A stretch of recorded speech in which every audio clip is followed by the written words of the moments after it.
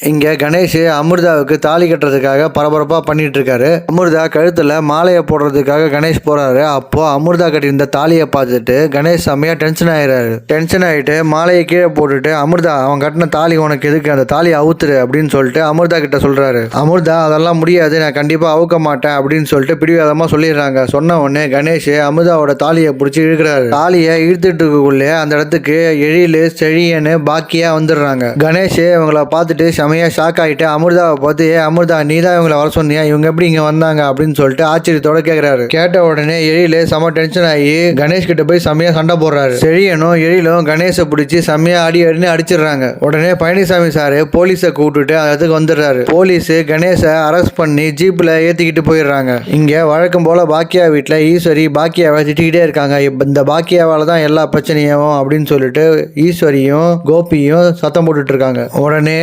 அமிர்தா செழியன் பாக்கியா இவங்க 4 பேரும் வீட்டுக்குள்ள வராங்க. அமிர்தா பட்டு புடவை கட்டியிருந்த உடனே ஈஸ்வரி அதை பார்த்துட்டு செமையா ஷாக் ஆயிடுறாங்க. ஷாக் ஆயிட்டு என்னமா ஆச்சு, எப்படி இருக்க, நல்லா இருக்கியா அப்படி இப்படின்னு சொல்லிட்டு விசாரிக்கிறாங்க. விசாரிச்ச உடனே பாக்கியா இல்லாத ஒன்றும் பிரச்சனை இல்லை, கணேசை வந்து போலீஸ்ல புடிச்சு கொடுத்தாச்சு, அவன் ஒரு வெறியம் போல இருந்தான், பைத்தியக்காரன் மாதிரி பண்ணிட்டு இருந்தான் அப்படின்னு சொல்லிட்டு பாக்கியா சொல்றாங்க. உடனே கோபியும் ஈஸ்வரியும் பாக்கியாவை பார்த்து உன்னாலதான் எல்லா பிரச்சனையும், நீ கூட்டு போனதான் இதுக்கெல்லாம் பிரச்சனை அப்படின்னு சொல்லிட்டு பாக்கியா மேல குற்றம் சொல்றாங்க. கேட்ட பாக்கியாவோட மாமா எல்லாம் இப்பதான் பிரச்சனை முடிச்சுட்டு வந்திருக்காங்க, அவங்க போய் ரெஸ்ட் எடுக்கட்டும், ஈஸ்வரி நீ கம்முன்னு வாய மூடு அப்படின்னு சொல்லிட்டு ஈஸ்வரியை மிரட்டுறாரு. இதை கேட்டு கோபியும் ஈஸ்வரியும் உள்ள போயிடுறாங்க. கோபி நேரம் ரூமுக்கு போயிட்டு ஆபீஸ் கிளம்பணும் அப்படின்னு சொல்லிட்டு மூச்சின்னு இருக்காரு. கட்டிலுக்கு அடியில போய் ஒளிய ட்ரை பண்றாரு. ட்ரை பண்ணக்குள்ள ராதிகா வந்து கோபியை பார்த்துடுறாங்க. பார்த்துட்டு கோபி நீங்க ஆபீஸ் போலையா அப்படின்னு சொல்லிட்டு கேட்கறாங்க. அதுக்கு கோபி திருதுன்னு முழிக்கிறாரு. முழிச்ச உடனே ராதிகா பார்த்துட்டு நீங்க எதுவும் தப்பு பண்ணலையே, ஏன் திருதுன்னு முழிக்கிறீங்க, எதனா பண்ணீங்கன்னாக்கா உங்களை உண்டின்னு தொலைச்சிருவோம் பாத்துங்க அப்படின்னு சொல்லிட்டு மிரட்டுறாங்க.